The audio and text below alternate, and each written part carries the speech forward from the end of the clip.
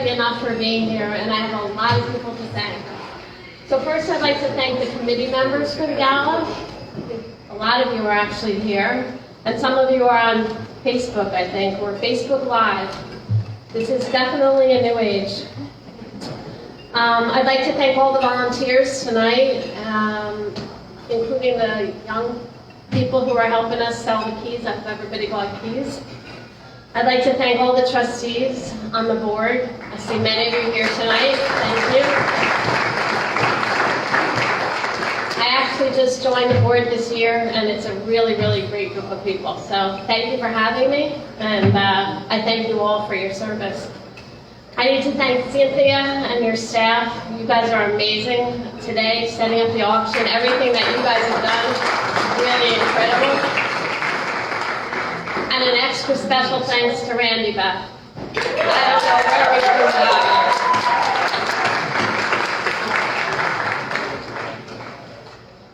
So 50 years ago, the National Cancer Act was signed into law, changing cancer care forever. 40 years ago, there was no Facebook, no Google, no WebMD. A cancer diagnosis often felt like a death sentence, with patients asking, do you know anyone who has been helped by this treatment? No social service organization or nonprofits provided one-on-one peer support for cancer patients or caregivers.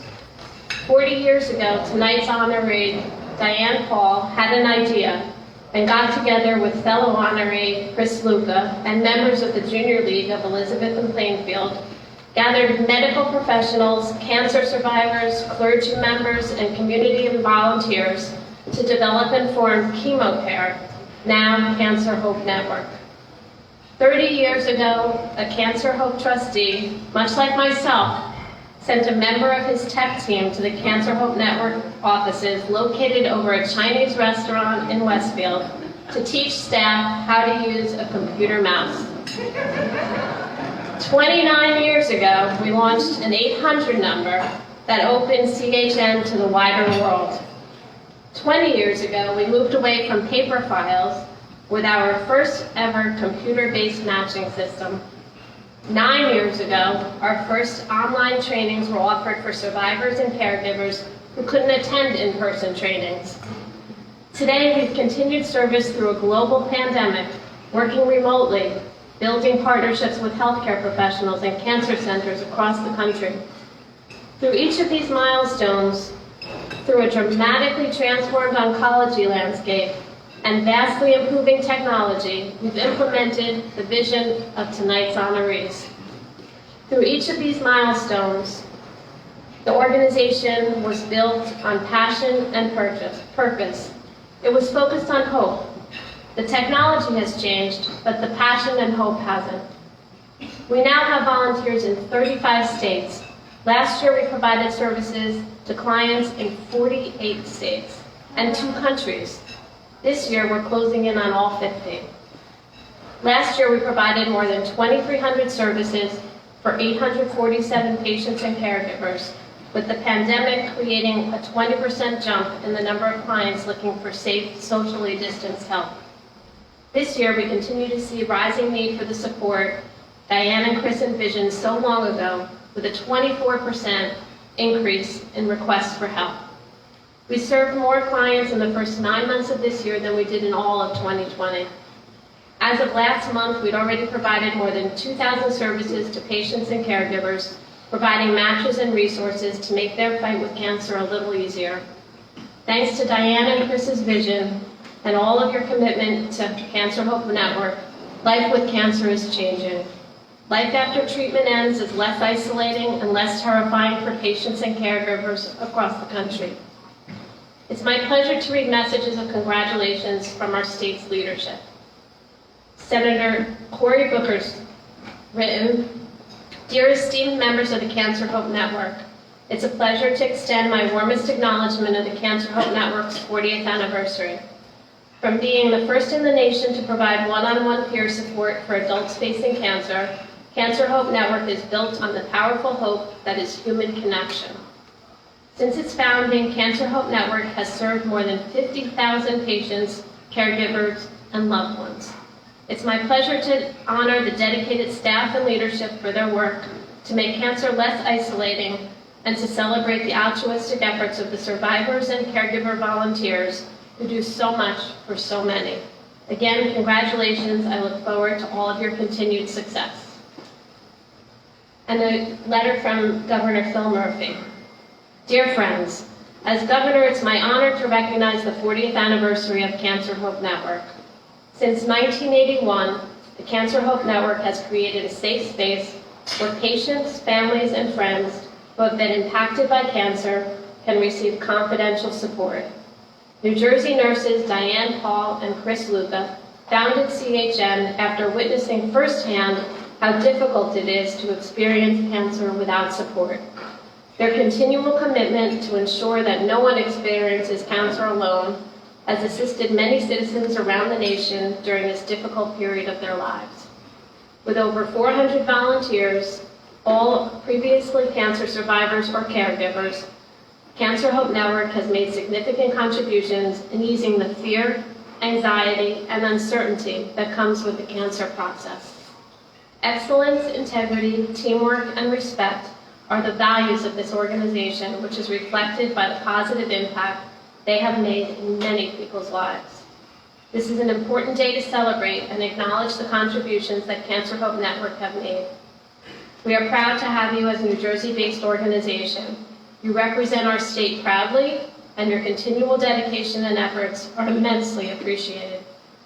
I, along with the entire state of New Jersey, would like to offer my gratitude for your exceptional assistance to our residents and the nation.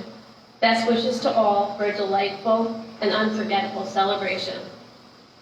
In a few minutes, you'll hear from one of our newest volunteers. Jeff is a survivor and a caregiver. He'll share his stories, the reasons he got involved. You'll hear the hope that your tickets and donations are making possible. But right now, I'd like to invite Wally Parker up to introduce tonight's honorees.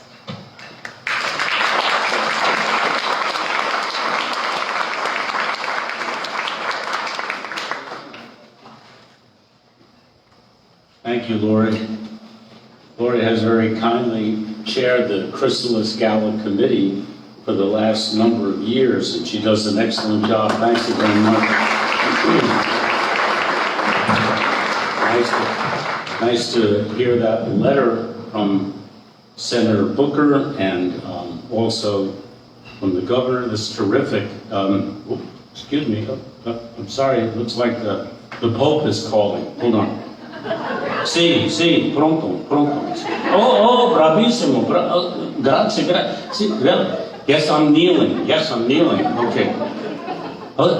Grazie. Arrivederci. Ciao. The Pope says congratulations, personally. And he says he better see you in church tomorrow. How fitting that our 40th anniversary, we should be honoring Diane Paul and Chris Luca. Two people that I am proud to serve on the board together with. As Lori said, my name is Wally Parker. I'm a member of the Cancer Hope Board. I've been a member for 21 years now, past chairman and president of the organization. And I'm delighted to be part of this program this evening. Diane Paul was born in Elizabeth, New Jersey, 20 years ago, right? Was born in Elizabeth, New Jersey, and grew up in Cranford. After graduating high school, she attended Ann May School of Nursing in Neptune, New Jersey, and after becoming a registered nurse, worked in critical care for 11 years. She then returned to school to augment her nursing credentials and earned her BS in nursing from the College of St. Elizabeth, and thereafter went on to graduate with an MS in psychiatric mental health nursing from Rutgers University. Along the way, Diane changed her special area of interest to oncology and worked in various positions at area hospitals and practices, initially as chemotherapy nurse, then research nurse, and thereafter became a senior program administrator at the Cancer Institute of New Jersey, where she was director of affiliate institutions. In 1980, while working as an oncology nurse, she joined the Junior League of Elizabeth Plainfield, where she worked alongside Chris Luca to turn her revolutionary idea of providing one-on-one peer support for cancer patients into an organized nonprofit entity called ChemoCare, now known as the Cancer Hope Network.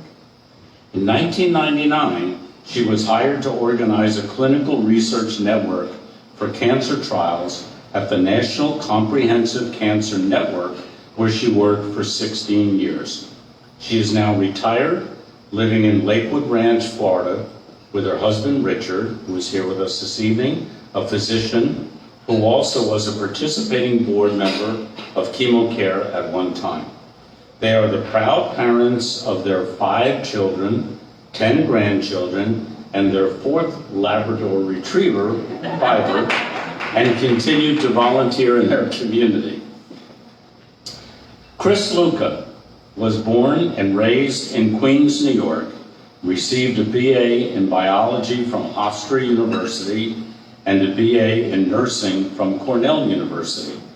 She worked as a public health nurse in Rochester, New York, where her husband, Norman, was attending medical school. She has 3 sons and 4 grandchildren. After moving to Westfield in 1977, she joined the Junior League of Elizabeth Plainfield, where she and Diane Paul were provisional class members.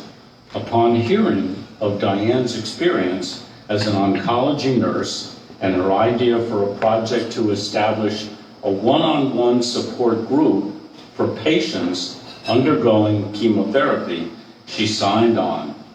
40 years later, she is proud of what has transitioned from ChemoCare to Cancer Hope Network.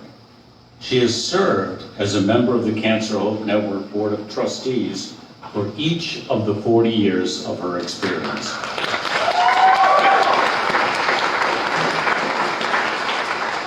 Thank goodness you started when you were 11.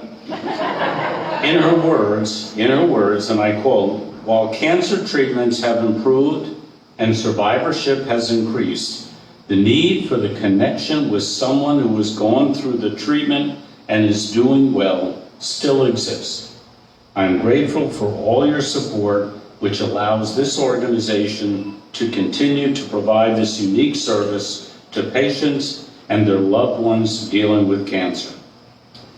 So Diane and Chris, your vision has helped more than 50,000 patients. Think about that, 50,000 patients. Has helped more than 50,000 patients, caregivers, and survivors find hope and connection. Your hard work balancing life as young mothers and young professionals has created extraordinary results. We are inspired by your early labors and grateful for your ongoing commitment to the Cancer Hope Network and to ensuring no one faces cancer alone.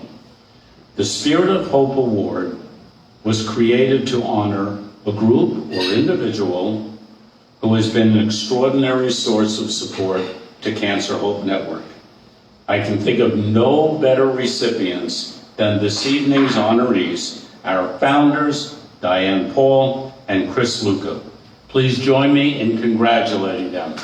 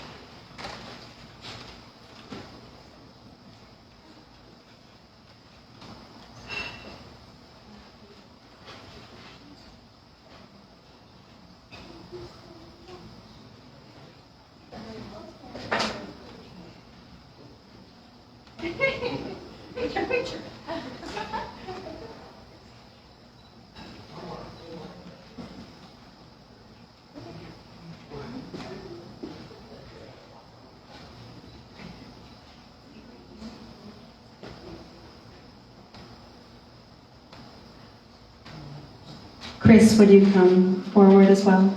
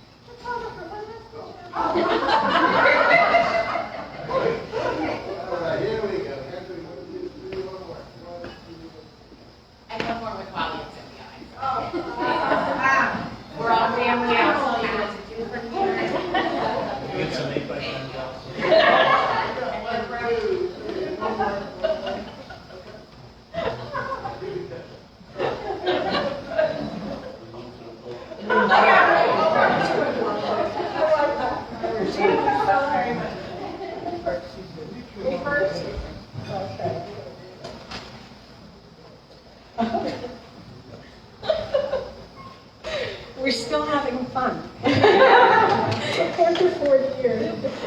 Oh my goodness. Now I've just messed that up. But anyway, good evening, ladies and gentlemen. It is my honor and privilege to accept this award from the Cancer Hope Network. I sincerely thank the Board of Trustees, the Gala Committee, and the staff for selecting me and my good friend. I will be the umbrella holder and microphone holder. For selecting my good friend and colleague Chris Luca for this prestigious award. Thinking about it tonight, I'm very humbled. It's hard because we're being recognized for something that has given me back so much over the years. We knew when we set out that this was something that was very, very necessary. But I've worked with Chris, and we've had hundreds of staff and volunteers who share our passion and devotion to the mission of this organization. As Wally said, the need has not changed over the years. It's as necessary today as it was 40 years ago. 40 years ago, treatment was a lot harder. But today, things haven't changed at all. The diagnosis of cancer still makes people feel isolated, and have a need to see a survivor. So, as Chris said, it's as important today as it was 40 years ago. Thank you to the Junior League for giving us the dynamic women, the funds, the resources to start this organization. They held on to us for a lot longer than they usually do. Usually they give community programs back after 3 years, but they held on to us for 7 years, right? That's why we're here. Thanks.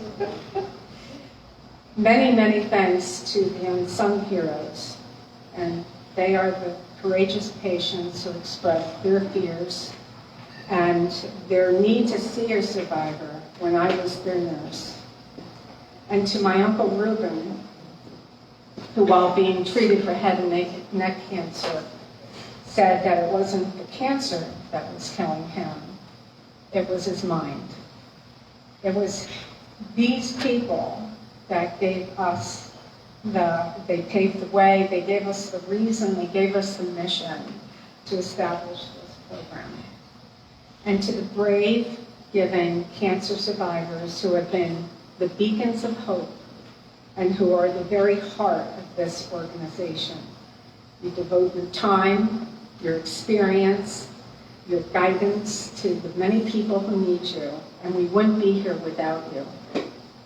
Lastly, I extend my love and sincere gratitude to my friends and family, many of whom share the moment with me tonight, and to my children, and to my incredible husband, who have supported me and been with me through this whole journey. Thank you. Without your support and your help, this honor would not be possible. I thank you all for being here and for supporting this incredible organization. May this good work continue for a long time.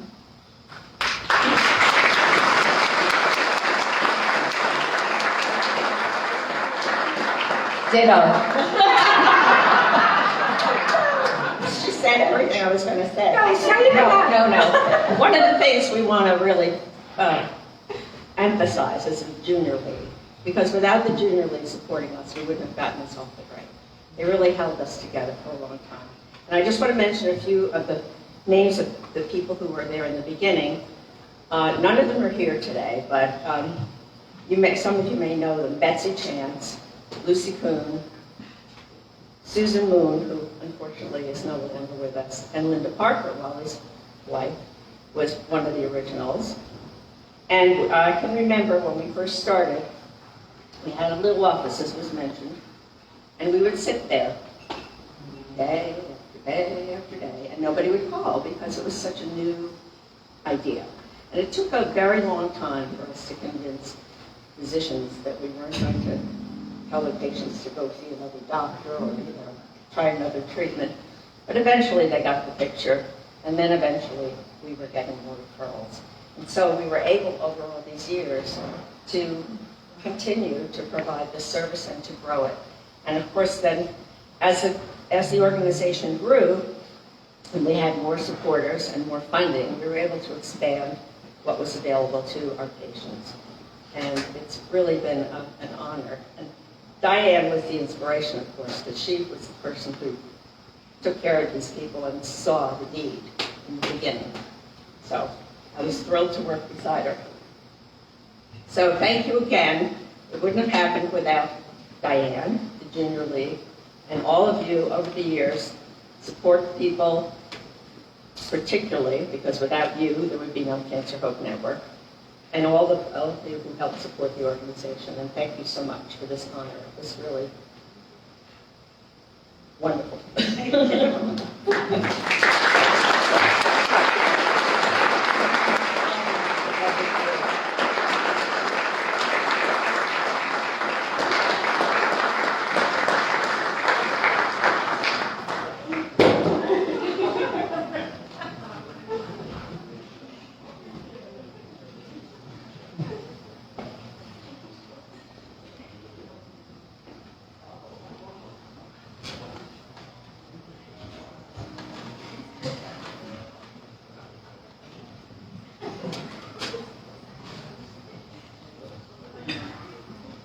Thank you very much, Chris and Diane.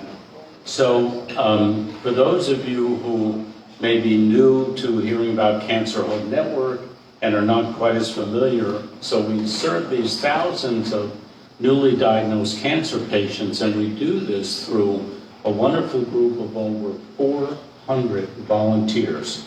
And we have so many because we want to have people on hand who can identify with the individual cancer that an individual may be calling about.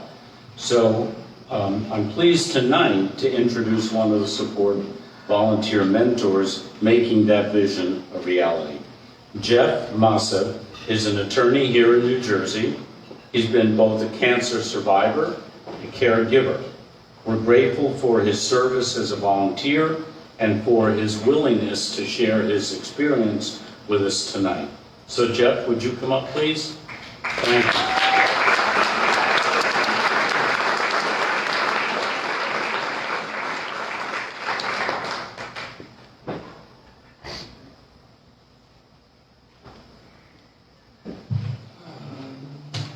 Hey everybody, my name's Jeff. Kind of the new kid on the block. I've been here about a year now, but it's been a great year. In the last year, I haven't seen anybody in person, so this makes tonight extra special. And look at this place. This is great. This is my first Gala, but it looks pretty awesome. I joined this organization because I have a history that is probably similar to many of you people in the audience. I'm a cancer survivor. I had two types of cancer, one when I was 9, one when I was 14. Luckily at that age, I had parents that were very loving, brought me to the best doctors, and made sure I was as positive, as I could be throughout the whole thing. And when you're a kid, that's kind of a blessing to trust your parents, and they really went the extra mile to make me feel like everything was going to be all right. Unfortunately, things happen, as you get older, and sometimes through no fault of anyone's, doing, you don't have those people that can really, have support you. And that's one of the many things that makes this organization so great. My father especially, I gotta say something about him because, he was just a godsend. He was an eternal optimist, and the way he dealt with everything, all the adversity, were lessons that I never forgot and are priceless, really. I learned that positivity has, huge benefits that are hard, if not impossible to quantify, but, really, it's a big deal. And having someone that you can talk to, that cares about you, that you can talk about whatever's on your mind, the good, the bad, everything like that without any judgment, it's really priceless. I know I experienced it firsthand, and I feel very grateful for that. I'm now 22 years cancer-free, which is always good news.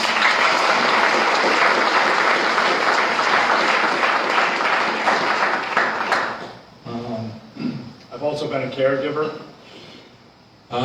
My father was diagnosed with non-Hodgkin's lymphoma, and I was a caregiver for him. A couple of years later, I was the caregiver for my mother, who was diagnosed with breast cancer. And then fairly recently, I was once again a caregiver for my younger sister, who was diagnosed with brain cancer.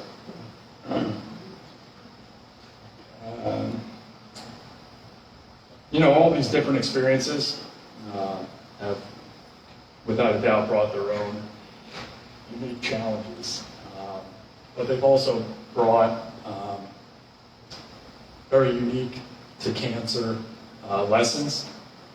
And if there's any benefit to any of this nonsense, it's that you can take the lessons you learn and provide them to people that are in a pretty desperate need for someone that understands, or at least is willing to listen. And it proves to be invaluable in people's time of need, and that's a great position that we're able to help with if we can, and many of us can. I've learned a lot since joining this organization. I've spoken to caregivers, and it becomes readily apparent that CHN provides a service that there's no substitute for.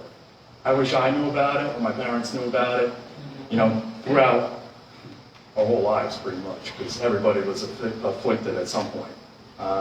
So now I spread the word to everybody, and and some people are taking note, and that's a good thing.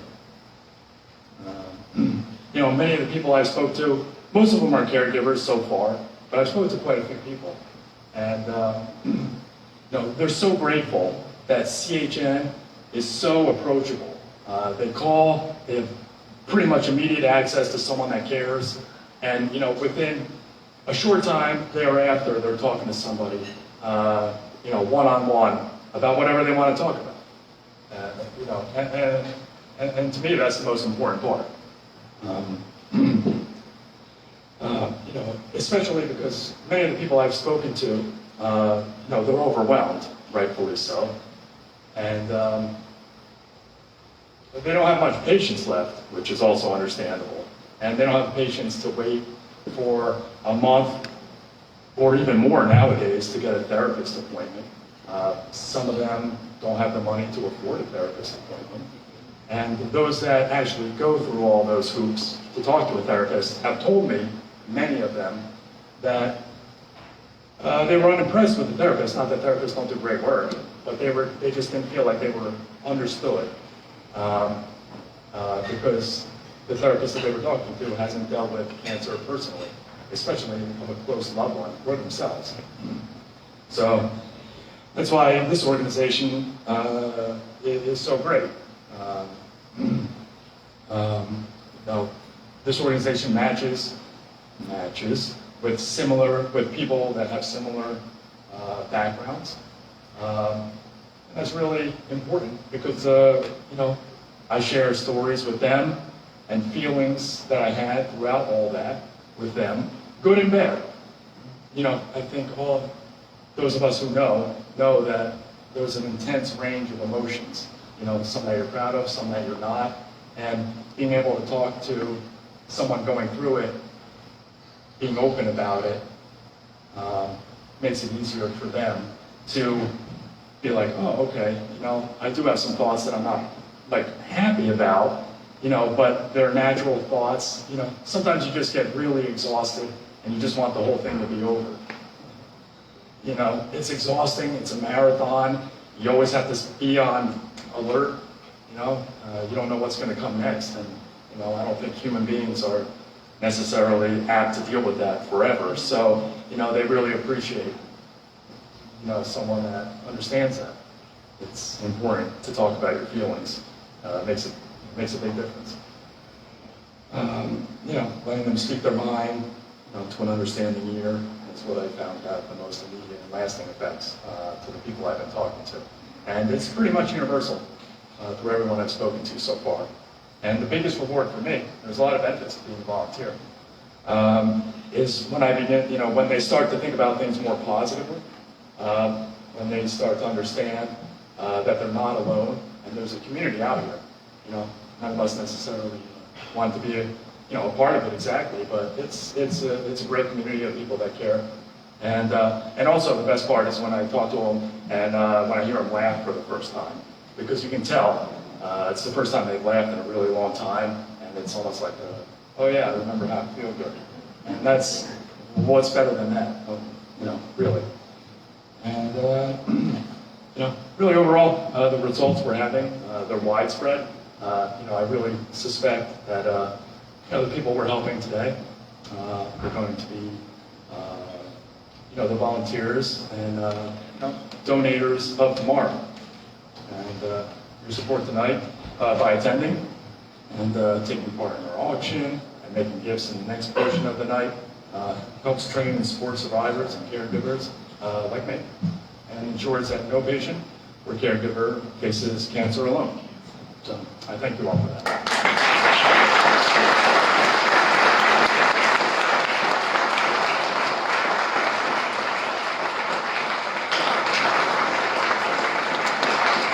I'd like to ask all of our support volunteers to stand. All of Cancer Hope Network support volunteers, please stand. We'd like to thank you.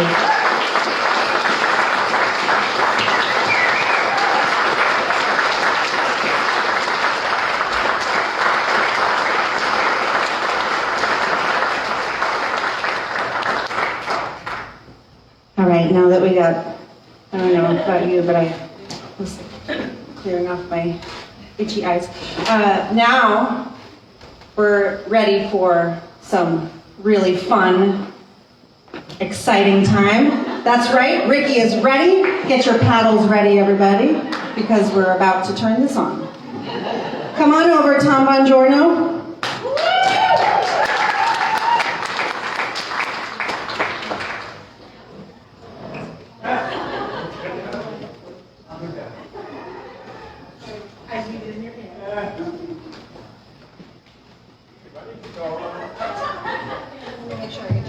Tom Bongiorno. I am the famous Tom Bongiorno, and the reason I'm famous is Wally actually spoke to the Pope, and the Pope's first words to Wally was, "Buongiorno, Wally." And so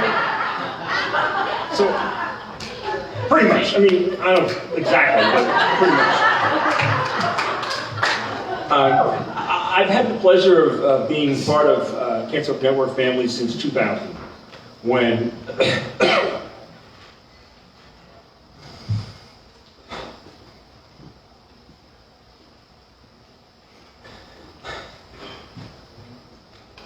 sorry, back in the old world, it was a brochure.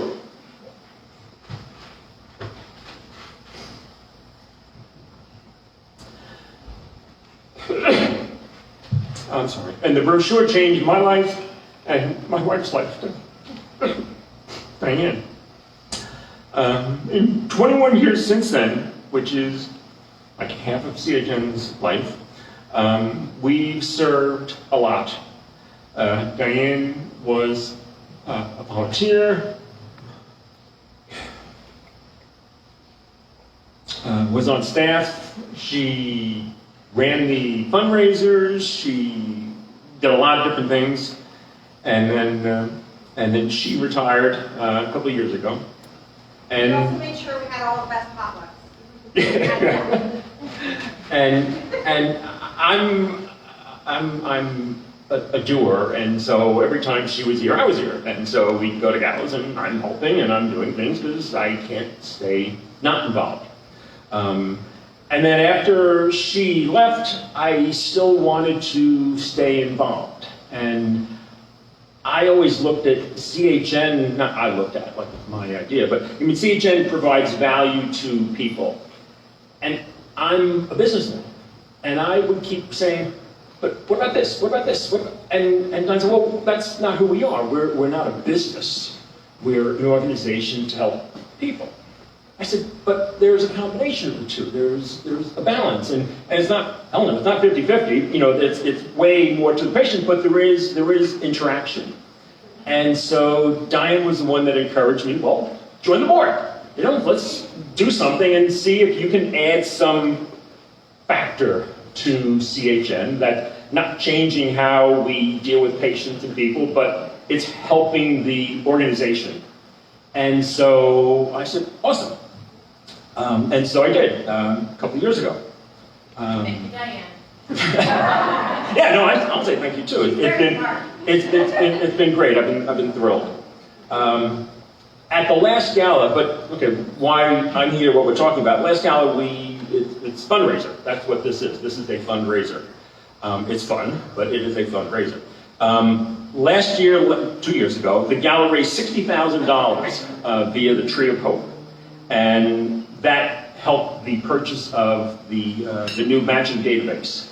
And the matching database was really a necessity. It's not a nice to have. It's not. Oh, wouldn't it be nice? It's a necessity because we CHN have to be way more intelligent than we used to be in matching people. And so the database that they had, the computer that they had, was great for the time that it was done, and then it just was antiquated, and it's not going to help CHN move forward. So that was the purpose of the fundraising and how it's been used, and it's great. Other tools that we've been, CHN's been able to bring forward. There was a pilot program with Stanford Healthcare to provide support for cancer patients and caregivers in East Bay, California. The common goal there is to help mitigate fear and ambiguity around cancer diagnosis, treatment, and clinical trials by providing free, confidential support with a peer-based group based on race, ethnicity, and clinical trial participation. That's what Cancer Hope Network is. Right? It's, no matter where it is, that's the role of CHN. CHN is also working with a variety of other centers, the Massa Cancer Center, National Comprehensive Cancer Network, NowPow, which is part of Hackensack Meridian, United Us, Stupid Cancer, that hits the point, volunteer management, and cancer care and more. Since we were last here, 2 years ago at the Gala, we've launched a monthly roundtable for volunteers. It's for support and continuing education for the survivor volunteers to connect and engage and see how the connections changed. How do we have to be different than we were in the past? Am I reflective? And during these rounds, volunteers hear from experts, address other questions, review best practices, and how to stay on top of their game. And not game like it's a game, but how to be on top of themselves and how to best engage with the volunteers. Because if you don't support the patients correctly, you're doing a disservice, and it's terrible. So you always have to be changing what the requirements are and how to best support people. As we look back over 40 years, reminded of what the first ever full-time executive director, Randy, said. We were built on passion and purpose. We knew that if we put people together, their day would be better, their attitude would be better, and we knew even back then that a positive outlook had an impact on healing and improved quality of life. That's, again, Cancer Hope Network, it's hope. So tonight we're looking for your help to continue this impact.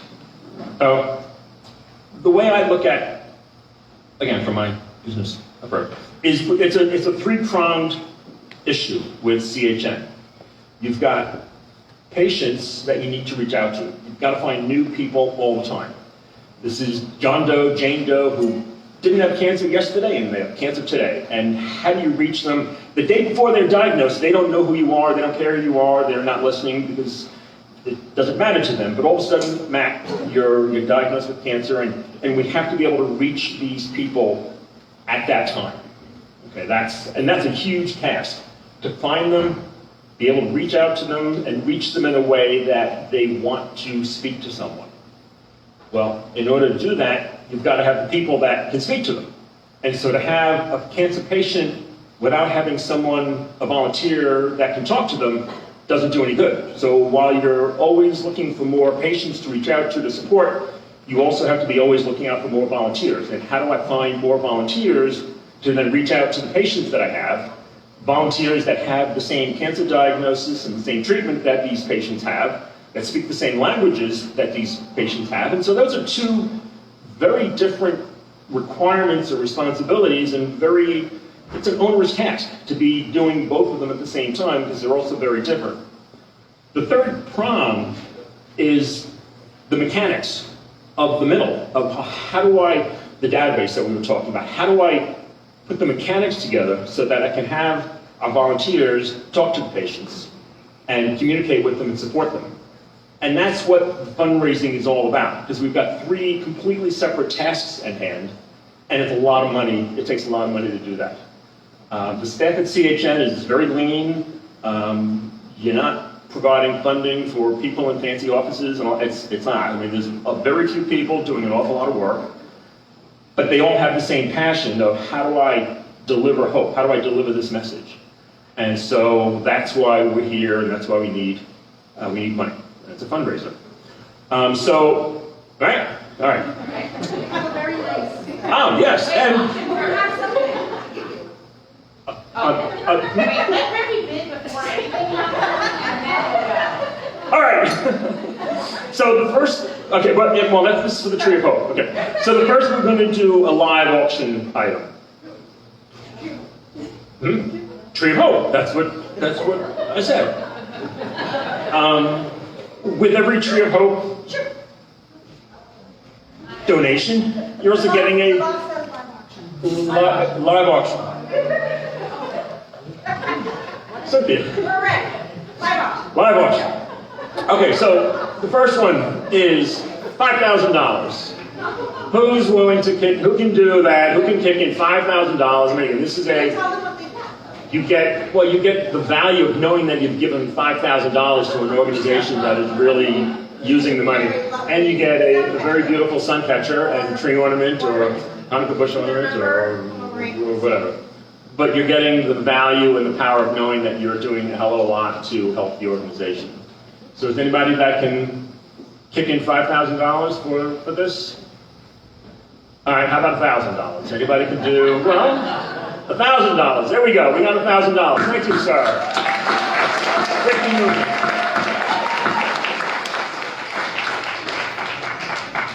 Anybody else? One's good. Anybody else for $1,000? All right, how about $500? $500. $500. Thank you. There we go. Any more? Come on, you had a great dinner tonight. 121. 120. Any more? This is a great dinner. It's a great event. You know, whoever sponsored the table paid a lot of money to have everybody here, and so that's, like I said, this is a fundraiser. Any more? $500? All right, how about $250? All right, let's see a lot of cards up for $250. $250 is, you know, a nice dinner out. That's what you have right now. Who's going to kick in $250 for this? $250. 117, 113, 130, 116, 135, 129. Any more 250s? 117. We got. Any more 250s? Only $250. I mean, I'm not belittling it, but I mean, they're doing a lot. 128. Thank you very much. 250. All right. The last one is everybody has to have their paddle up. Is $100. $100 is a dinner. So $100. Who can do $100? All right. 102. Keep going. 102. 133. 109. 115. 122. 119. 123. Again, Ricky. I got a spring under his arm, and it doesn't matter. Just the arm goes up. How about, what's that? Oh, 101. I can't see. You're in the middle of the light. I can't see a thing. Or it's Diane's light that's shining. Maybe that's what it is. Anybody else? $100.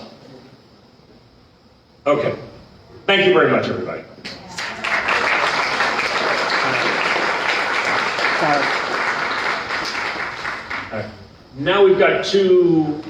Cynthia, is that correct? Yes. Okay, now we have two items that we're doing a live auction for. This is a propane fire pit table. It is the really awesome bronzed fire pit propane 123. We have no wait. So what's the opening bid?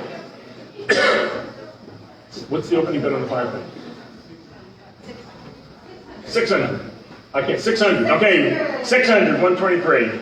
Anybody ready to raise that? Only $600 for that fire pit? You see it out there? It's gorgeous. There's marshmallows. And marshmallows, graham crackers, chocolate. $650. He'll bid himself. Nobody else wants this fire pit? Did you take a look at it? It's amazing. It's from Pelican Pool and Patio. They donated it. It's an $1,800 list price on the fire pit. It's an awesome fire pit. Anybody else? $650? $650? What? You're raising the hand or you're swatting flies? Oh. What? 8, 9, what? Okay, $650. Thank you, Ricky Newman. All right.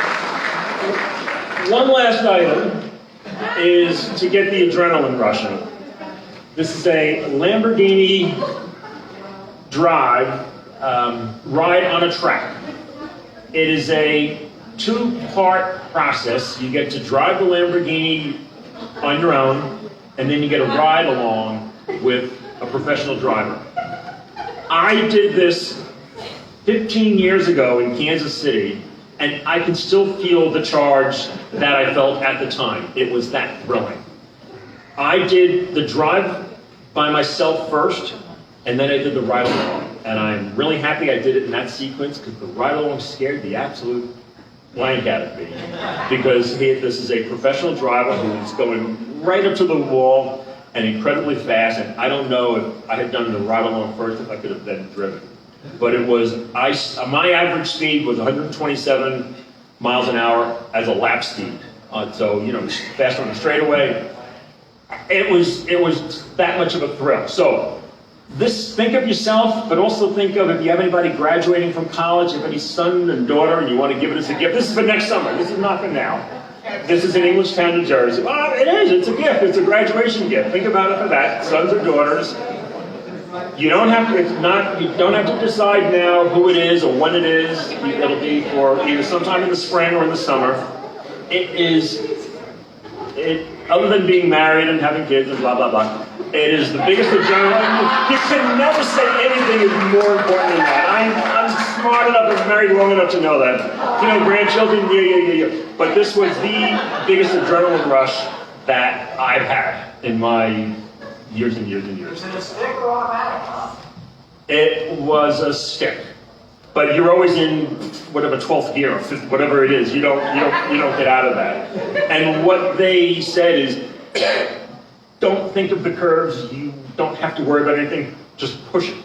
And you did. And each lap you go a little faster. And again, it was an amazing thrill. So think about it for yourselves. Think about it as a gift for somebody. It was that much of a rush. Christmas is coming up? Christmas, absolutely. Christmas, graduation for next year. Again, it's a gift certificate. So the starting bid for this is $6. I can't see it. Wow, we're getting the wrong thing. Okay, come on. Are you serious? $250, that's it? That's too low.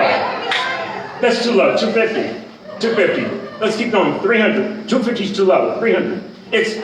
It was, well, again, did I say it already? That was a huge adrenaline rush, and it was an amazing thing, and I would give it to anybody. $300 we have. $300, $350, anybody? $350. That's a crazy low price. I'm shocked it's that low. It should be way. The cost is way more than that. 300. That's it. 300 going once. 300 going twice. Really? Nobody wants to be thrilled, huh? All right, $300. What they got at the silent auction. Maybe they want to see what they got. Okay. All right, $300. All right, thank you.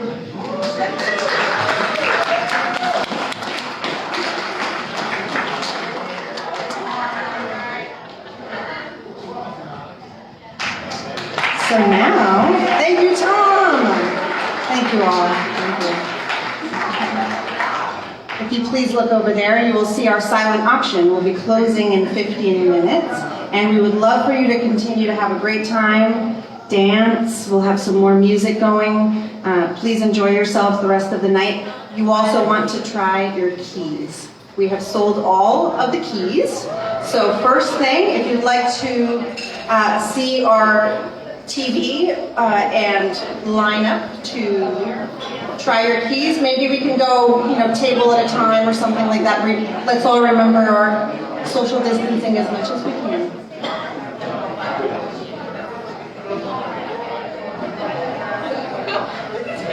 And just one last item. Your 15 is crooked.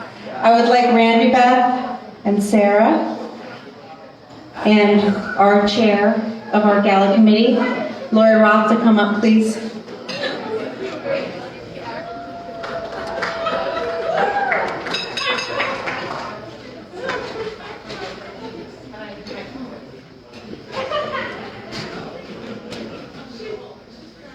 There really is. There are so many hands, so many caring people that make this event possible. And the three ladies here in particular make this.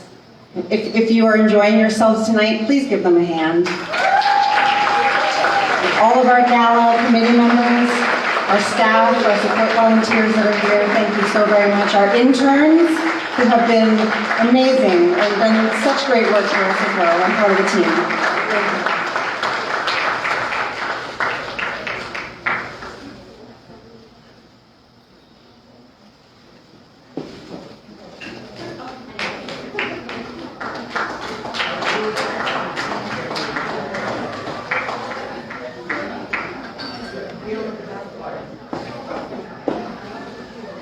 Please enjoy.